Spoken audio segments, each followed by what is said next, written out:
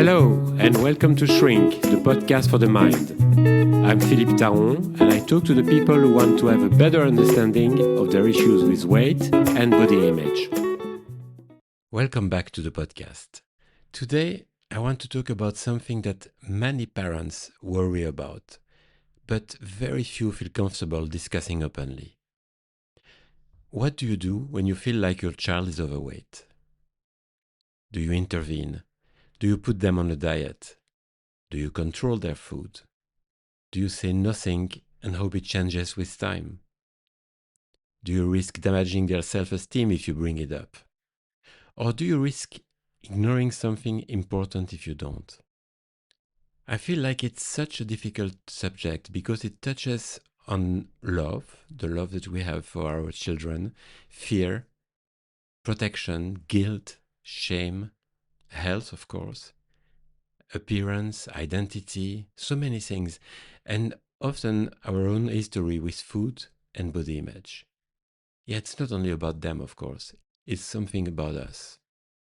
And before we go any further, I want to say this very clearly. This episode is not about blaming parents. It's not about promoting dieting for children, not at all. And it's not about pretending that health doesn't matter either. I think we need a more nuanced conversation than the one we usually hear. Because on one side, we have a culture obsessed with thinness. And on the other side, we sometimes become so afraid of body shaming that we struggle to talk honestly about health, habits, or emotional well-being. So today I want to explore different things. What actually helps children develop a healthy relationship with food? Why dieting children can be harmful? What parents can do instead? How to approach this with compassion and responsibility? And how to avoid passing on food anxiety and body shame. Because I think most parents, not all of them, but most parents are trying their best. And many are carrying enormous fear. Fear that their child will be bullied at school, for example, at school or not only at school. Fear that their child will become unhealthy. Fear that they are somehow failing. So let's talk about this carefully, honestly, and without judgment, please. But why does this subject feel so emotional? I think one reason this topic is so emotionally charged is because weight has never been just about weight. It's something I talk about for years now. It's never just about weight. Weight carries meaning. Parents often see their child's body and immediately start imagining the future. Will they be teased? Will they struggle socially? Will they be confident? Will they be healthy? Will people judge me as parent? And if the parent themselves struggled with food or weight when they were growing up, those fears become even stronger. A parent who has been bullied for their size may panic at the slightest sign of weight gain in their child. A parent who spent years dieting may unconsciously believe that controlling food early is protective. It will protect their child. And sometimes parents project their own unresolved relationship with food onto the child without realizing it. Not because they're bad parents, but because anxiety is contagious. Children are incredibly sensitive to the emotional atmosphere around food. They notice facial expressions. I used to remember how my mother was looking at me when I would help myself with another portion of, whatever, pasta, let's say. They notice comments that we make, tension, restriction, of course, guilt, approval, but also disapproval. And that's even when nothing explicit is said. And this is where things become complicated in my mind, because parents do have responsibility. Children need guidance, they need structure, they need support. But children also need safety, emotionally and psychologically. And when food becomes charged with anxiety or shame, the consequences can last decades. And it's something that, of course, I've seen along the years with many of my clients, not all of them, but their issues with their weight and their body image started when they were kids. Not because they had bad parents, not because their parents didn't want the best for them, but somehow things didn't go well. I'm quite often being asked by friends or by some of my clients or people that I cross paths with, should I put my child, on a diet? And in most cases, I would say no. And I want to explain why carefully. Children are not miniature adults. Their bodies are developing, their appetite naturally fluctuates, their weight changes as they grow. Some children gain weight before a growth spurt. Some naturally have larger bodies. Some are naturally thin. Putting children on restrictive diets can interfere not only with their physical development, but with their relationship to hunger, trust, and self-worth. And that can be very damaging. So when a child learns something like, I need to shrink my body to be acceptable, that message goes very deep. And many adults who struggle with binge eating, chronic dieting, emotional eating, or even body hatred can trace it back to childhood experiences around food. When they were being monitored, restricted, compared, or being told they were too much. Now, this doesn't mean that parents should ignore everything, not at all. I think we sometimes create a false choice. It's either control food obsessively or do nothing about it. But there is a middle path. And usually I like middle paths because I think they make more sense. They're better for us. Not always, but in most cases. And the middle path is usually about changing the environment rather than putting the child on a diet. Because diets create scarcity, and scarcity tends to increase obsession. When children feel deprived, food often becomes emotionally loaded, and you don't want that. The restricted food becomes more desirable, more exciting, more emotionally powerful. And this is especially true when restriction is combined with shame. So instead of asking, how do I make my child lose weight? A healthier question in my mind might be, how do I create a home environment that supports physical and emotional well-being? And that's a very different conversation. So what actually helps? I think we need to move away from weight-focused parenting toward habit-focused parenting. That means looking at the overall environment. For example, children need predictability around food.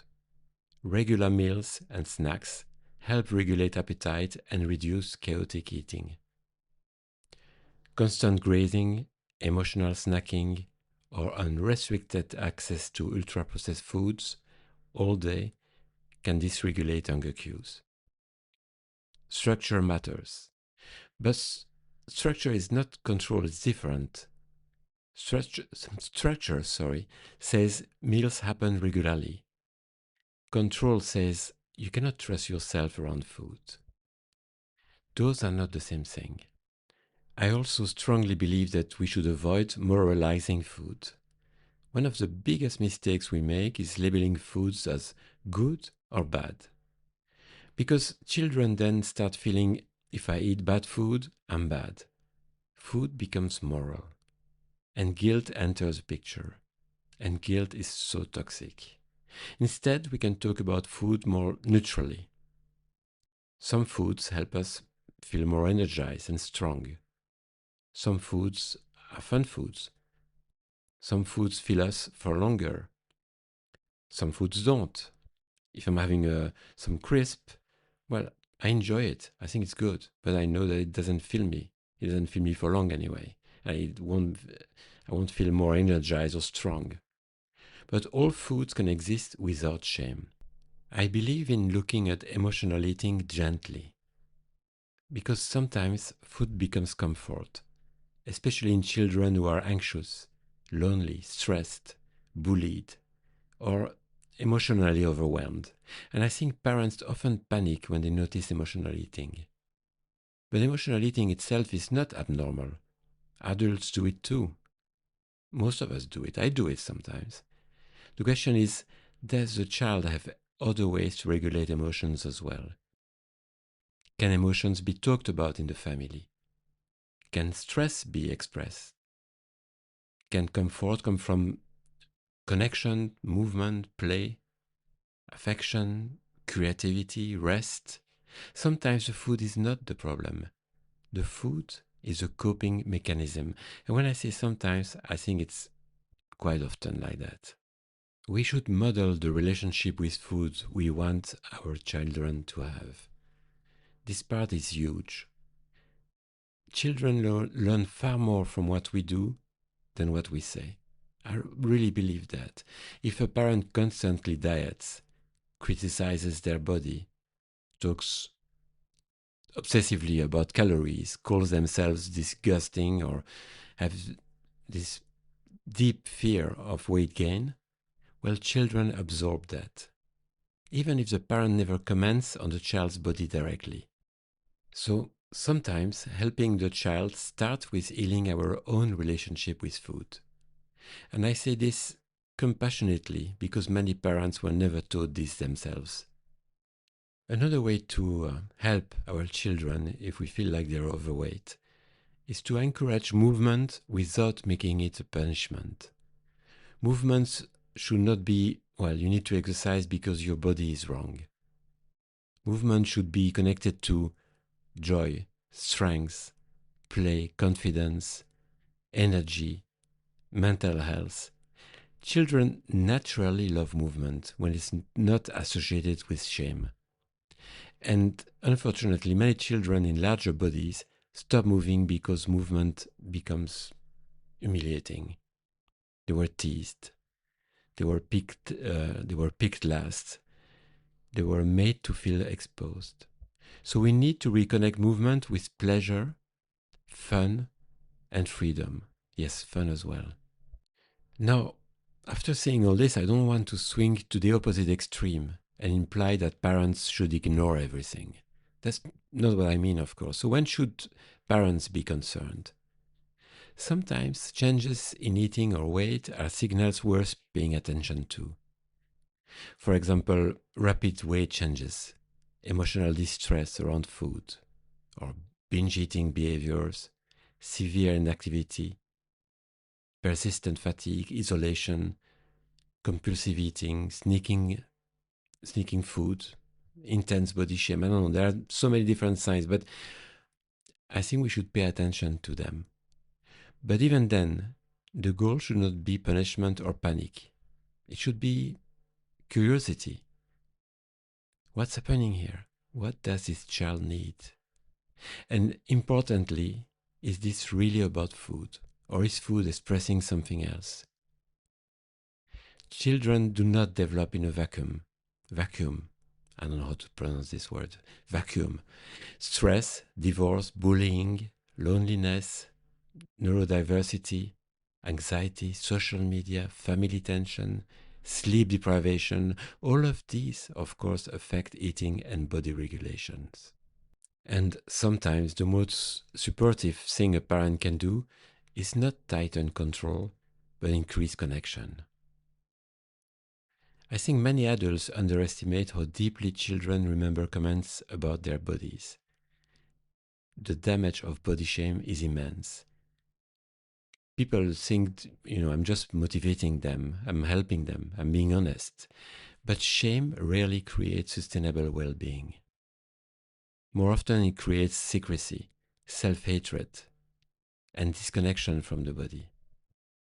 And sadly, children who feel ashamed of their bodies are not necessarily more likely to become healthier, but they are more likely to struggle psychologically.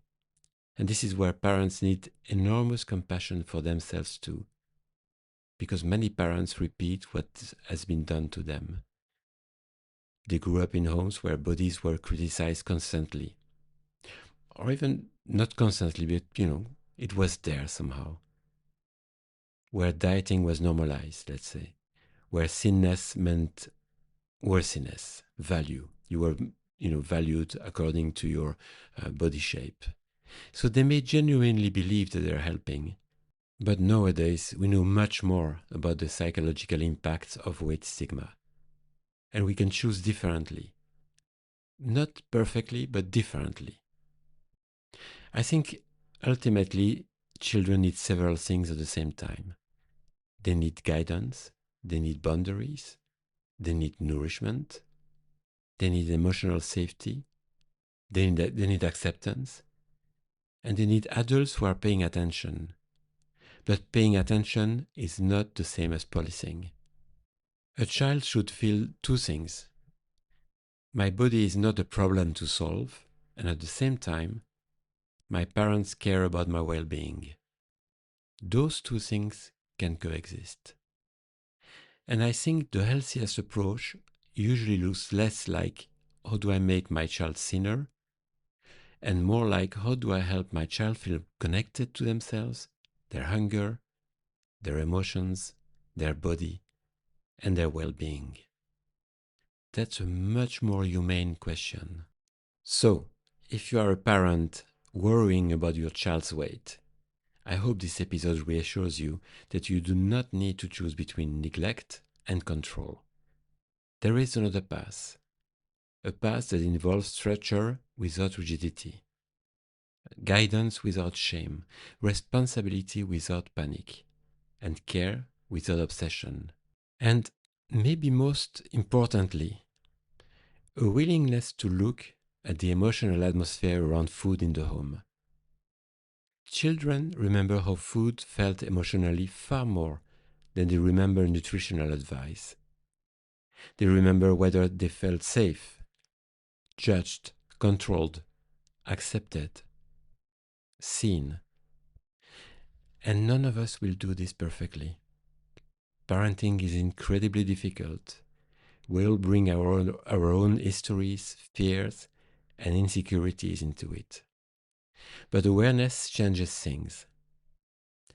Thank you so much for listening today. And if this episode resonated with you, feel free to share it with someone who might need to hear it.